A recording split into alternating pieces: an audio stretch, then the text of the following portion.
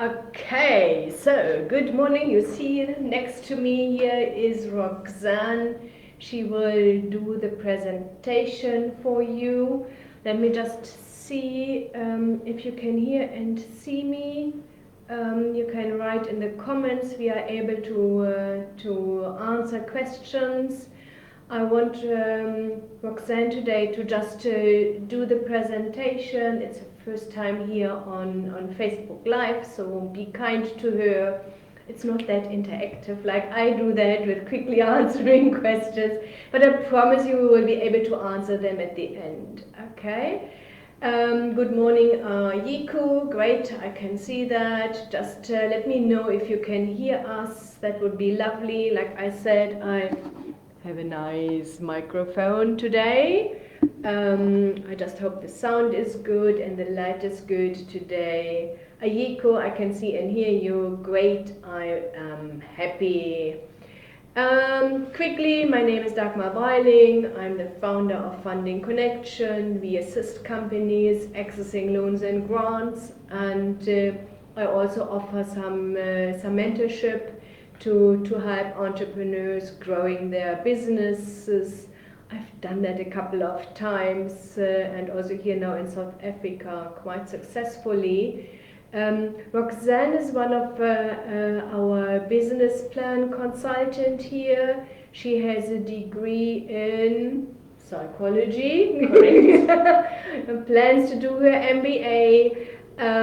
So worked in recruitment. That's why I asked her to prepare a presentation for you, because your team, your staff, is one of the biggest parts to success for your business. And I just like to share this so that you have a good idea where to look out for. Okay, I will disappear here and Roxanne will take over, and no worries. Reina, good morning. Matiboko, good morning. You can see and hear us. Yes. Pumlani is there. Great. Lovely. Okay, we have already 17 people in here. And I just pass on to Roxanne. And enjoy. Thank you, Dagmar. Hi, everyone. Hope everyone is very well this morning. Okay, so today I'm just going to basically be discussing some important aspects, to take into consideration when employing the right individual for your business. Okay, so I think the best place to start would most definitely be, to discuss, very simply put, some qualities to look for and what sort of qualities to look for in an individual when employing an individual and why. Okay, so long-term potential. Long-term potential is something definitely you want to consider. When I talk about this, basically mean you are looking for someone who is really committed and who shows longevity. So longevity is obviously just someone who's, has a proven record of staying in a position for a considerable amount of time, as well as the business. Okay, so look, I think we all can agree that hiring the right person can be extremely detrimental. So during the interview phase, it is important to question the employee's past and basically their reasons for leaving. This would obviously, give you some sort of idea as to why they have left each company. Okay, so you have to, another second quality and third quality is look for someone who's extremely enthusiastic and passionate. Okay, when you have candidates that are extremely passionate about what they do, this kind of caliber, what it demonstrates is they basically show that they're committed and they're always willing to go the extra mile. Okay, this kind of caliber will always tend to stay at companies much longer than people who just work for a simple paycheck. Okay, that's where the whole passionate comes in. Enthusiastic and outgoing employees are likely to be, more likely proficient when it comes to operations management. okay, enterprise resource planning, as well as healthcare management. Okay, some important aspects. I'm not going to go through all the qualities because there is quite a few to mention. So I'm just highlighting the ones that I think is extremely important. Okay, another thing to look at, another aspect to look at when employing the right person would be fitting the right work culture and environment. Okay, so basically it's important to measure whether this person is going to be a good fit in two distinctive ways. So first, are they suitable for the position in terms of technical skills? Okay, are they fit for the role? As well as the work experience and the knowledge. And the second would be, would this person make a good fit in the work environment as a whole? Okay, so individuals who are successful in their position and feel some sort of belonging in the work environment will always tend to stay longer. Okay, that's a proven fact. Okay, other qualities would be team player, ambition. Team player and ambition. So team player, there will always be a time where workers will have to work together, or work on tasks and projects together. Usually recruiters or hiring managers will ask the individual in the interview how well they work with others. And this will obviously, kind of give you an idea of how they work in a work environment they would prefer, whether they would prefer to work in a team or whether they would prefer to work individually. Okay, then you can assign them to the necessary tasks. Ambition. Ambition and attitude is always a winner when it comes to individuals. Businesses want to hire individuals who are driven, as these individuals, again, will always tend to go the extra mile and will do what's asked of them and more. Employees who are ambitious will always do their utmost best in their position and will often think of ways on how to improve their work and be more efficient. An employee who possesses these traits, okay, is likely to be considered in the future for more challenging positions. So, this kind of caliber, you're looking at your managers, your team leaders, the ambitious, driven guys, okay? Responsiveness is also a very important quality to have, okay? What I mean by this is being intently responsive shows respect, courtesy, social interaction skills, and that's important because when taking this into consideration, it will determine how an employee will respond to your clients and your customers. Okay, so you kind of want that person who's going to give that extra attention and build that rapport to your customers and clients.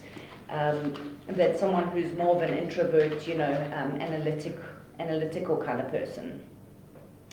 Okay, so other than qualities, another important aspect, secondly, which is what I'd like to discuss today, is MIE checks and reference checks. I cannot tell you in my years of recruitment how important and deal breaker, if I can put it that way, what of a deal breaker this was when we do these kind of things. So first, when you're doing your MIE background checks, MIE background checks, for those of you who don't know, basically verifies the individual's criminal record, their qualifications, criminal record status, and credit, if need be, for the financial guys. It also does psychometric testing, which can be of great advantage, especially for sales positions. Okay, and then reference checking is also an extremely important aspect to take into consideration. This is where you really get to know a person. So I always advise, what I would advise rather, is to at least do 2 or 3 references from previous companies and to ensure and make sure that it is the direct report, because that's where you'll get most of your information that you're actually wanting from.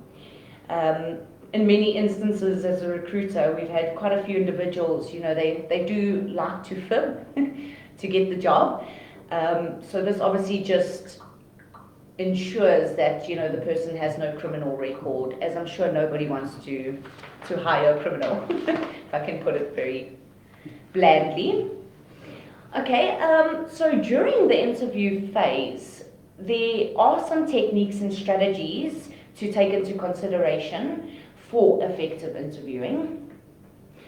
So from a recruitment side and the hiring employer side, interviewing in a business setting always takes place in an atmosphere, in a sense of urgency, okay? It's filled with a sense of urgency. Why? Because there's always time allocated for the interview, and it's always in a given set time frame, basically. So you want to get to, the important parts, and you want to make sure you have all the important parts in place. So it's important to use the time wisely, is what I'm saying. Okay, so basically there's 4 steps to follow when interviewing, basically put. So number 1 would be planning and preparation. It is vital that the interviewer pre-plans the interview contents and what will need to be covered in order to avoid any important information. You can do this by making notes. What I used to usually do is I actually had the person's CV in front of me, and I just used to make notes as we went, during the interview. I thought that was very effective. And then the second point would be the use and misuse of questions and questioning. Okay, so this is where the psychological part comes in a bit here. Basically, you want to be asking questions that you're not necessarily wanting to ask them directly. An example would be if you had to ask, how well do you work? Do you work well in a team, or do you work well individually? This will obviously determine how well the individual works in a team or with a co-worker.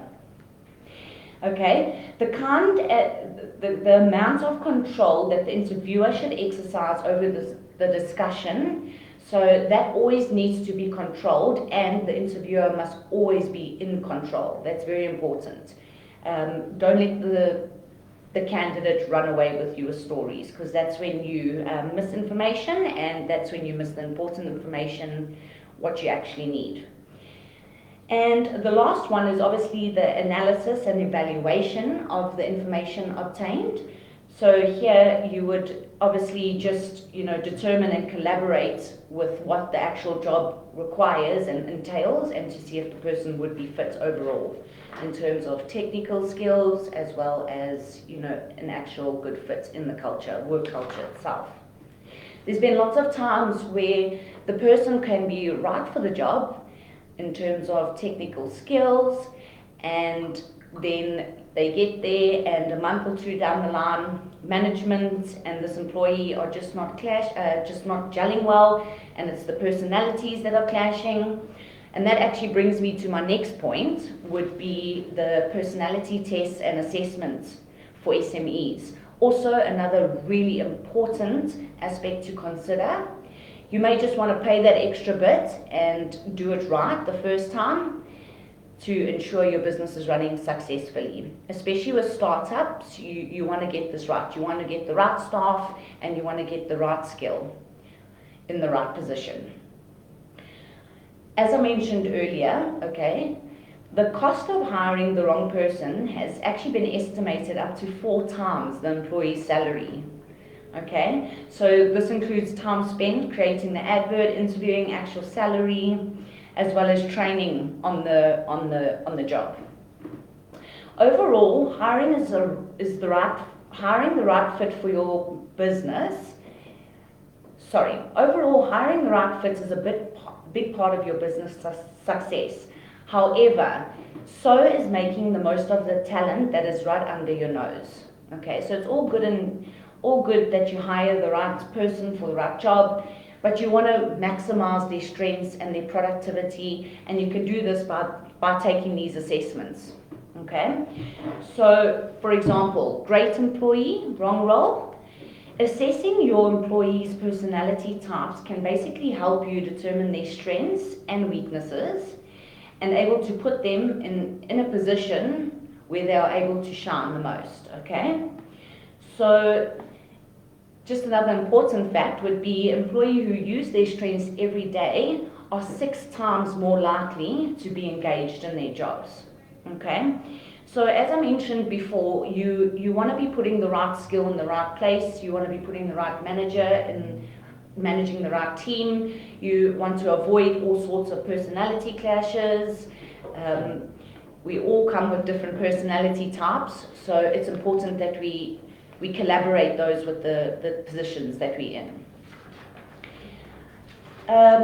Just an example, you know, talking from experience, I used to recruit in the logistics industry, road freight to be specific, which is very hardcore, 24-hour, around the clock. You know, you've got to be hands-on. So logistic companies, quite a few, have taken personality tests where they determine the personality types, and this will determine whether this person would be fit for the role in terms of operations, as in you have to have a friendly but assertive kind of operations manager in logistics. You can't have your introvert, analytical kind of guy. It has to be the extrovert, outgoing, client report kind of person, hands-on, a leader.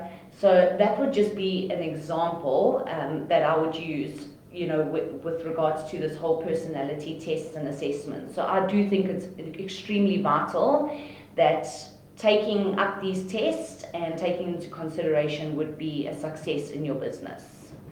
I hope everyone enjoyed, and if there's any questions, you're more than welcome just to pop them and we will answer as soon as we can. I'll hand over to Dagmar. Okay, just stay there, that's fine. Here Just we go. move a little bit here. Okay, so I hope that was really interesting for you. I just followed the comments, so there were some nice comments also about you, Roxanne. Oh. So they all could see what sort of personality is Roxanne. She's the Extrovert, outgoing. introvert and task orientated. No, of course not exactly what she said.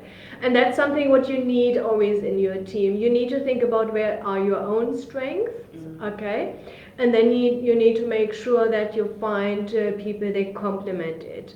And what helped me as soon as I learned about these personality tests is that there are people thinking totally different than me. And I remember, okay, that is definitely a couple of decades ago, but I was, wow, there are really people that are different.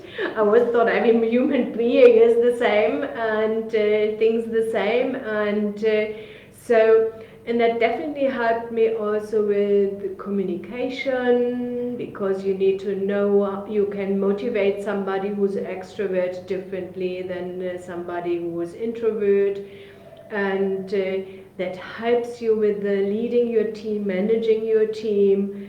And why we do this here, and I know most of you are definitely startups, but I hear that again and again and again when we start drafting business plans, that people think we are spending now lots of money on training on the job. As a startup, you can't afford that. Yeah, you need to make sure you have the skilled people around you in the area. And one thing what you heard me saying this before, having systems in place is so important, because that means we have systems in place, we have everything in place here, so, and I can slot in easily from underneath people to support the high value skilled people. Yeah. So like we have somebody who's proofreading, Roxanne and Gianluca, and maybe we don't need to proofread when we draft business plans. It needs to be somebody else. They're of course earning less money, so it is also more feasible for us. Yeah. Then we have somebody who does research. You know, we have somebody who's really an expert, only concentrating on this. doesn't know really how to do the business plans inside itself, but they know where to research, where to find the relevant information. We tell them what we need from them. Yeah. So, and with this system in place, and then having the right skills and making sure that you have highly skilled people, but also not so highly skilled people underneath, but still skilled, yeah, you are able to make your business successful and profitable. Okay, and that is what financiers want to see. We still mention in every business plan, of course, you will always increase the skills, but you start here and you don't start here with skill levels. Yeah? And then you skill up from here to further, and you're not starting from somebody with no clue. Then, because what happens is a couple of people come, I remember simple thing. So we were, my husband and I went to a friend, and they just opened a restaurant, and it was full. They obviously had no idea how to handle a coffee shop. It was a coffee shop, it was not a restaurant. Okay. They had kids taking the orders. I think we were patient for 40 minutes for something to drink after we ordered. Okay, so that can't be. This is when you say, you come with me, here's the apron, here's the tray, and then good luck. That's not gonna work. You know, even in simple tasks like hospitality, and lots of people are definitely underestimating it, yeah? And you are making more, we would never ever go there again. Okay, so we tried that once, we wanted to have something to drink. After 40 minutes, we said, okay, it's not going to happen again, you know. So you can only have one good impression. Would we recommend anybody to go there and say they've done a great job? No, we wouldn't. So that is really important, that you start with the right team, that you see the potential in them, that you give them also the opportunity to grow.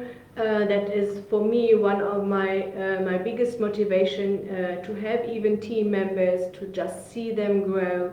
That is fun for me. Okay, so and you need to figure out what is fun for you as a business owner, what motivates you, and how do you can improve skills and skill sets of your team members. And it has nothing to do if it's in the office, if it is in the in manufacturing. Everybody is able to go up one step at the time, and showing people that they can increase their skills, and with increasing their skills, of course, also their salaries and wages and responsibilities is something what motivates everybody. And your staff is in contact with your clients, so you need to treat your staff well, because they are representing your business to clients. Yeah, I think that's definitely something what I wanted to share with you. Let me just have a look if there are any questions. Okay, thanks, Roxanne. You are representing your company well. You are a team player. Yes, that's absolutely correct. Thank you, Gideon. That is correct. Is it advisable to hire a recruitment agency as a small business together with outsourcing HR? Pumlani, I personally, so what we did is, with my two first business plan writers, because I had no clue about the environment here in South Africa with and funding business plan, you can't find business plan writers, okay? So I just needed to find out my way around it. I was willing to pay for it.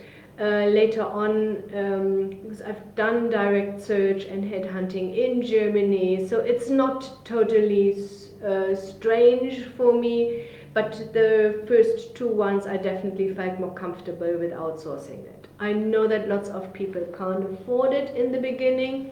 That means you need to put enough effort into it. Yeah, and then you need to decide if you have enough time for it, or if it makes sense to outsource it. And I think it also comes up to the level of expertise you really need. Yes, that is what I small together. Outsourcing HR. Not too sure what you mean with this. What we have done here, we've had HR in-house, you know, with all the UIF and everything, and salaries and wages calculations and SARS. We outsourced it.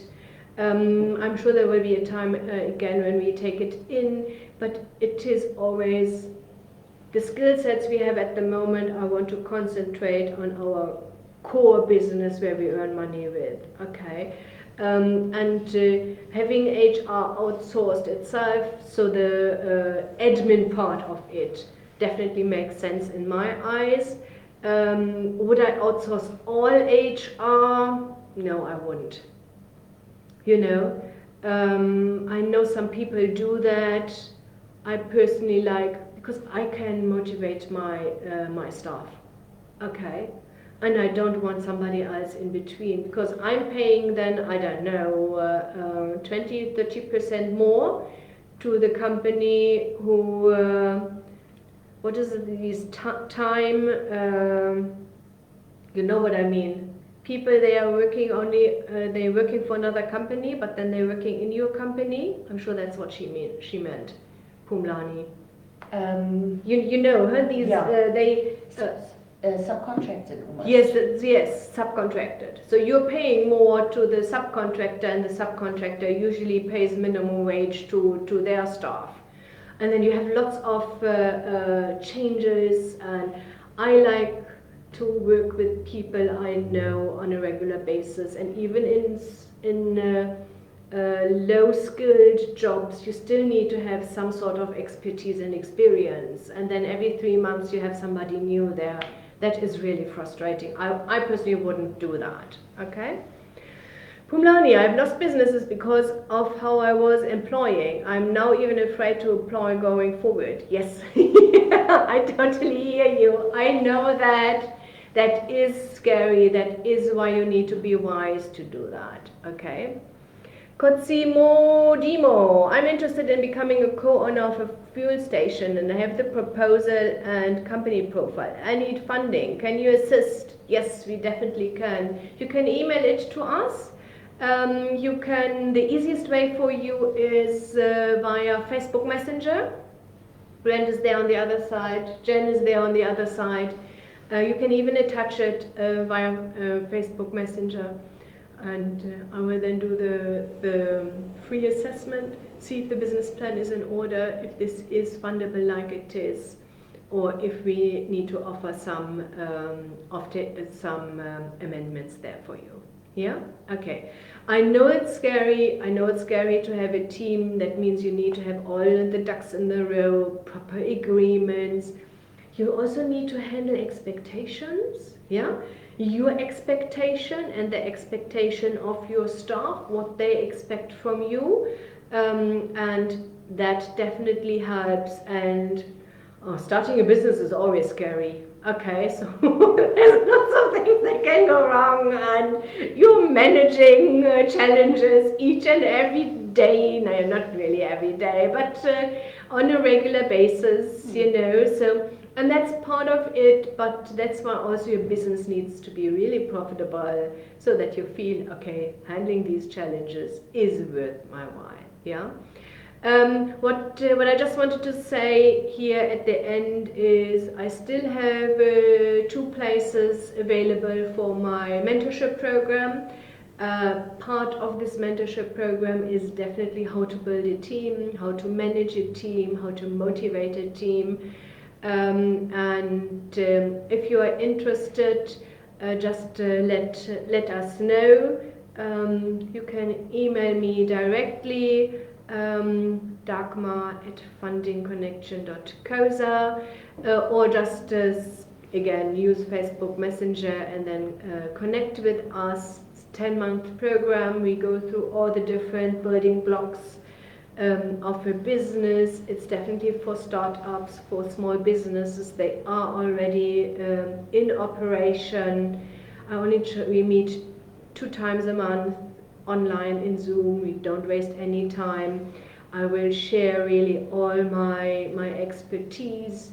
You have enough time to ask me questions. So I was asked so many times to do that. So we start in after Easter.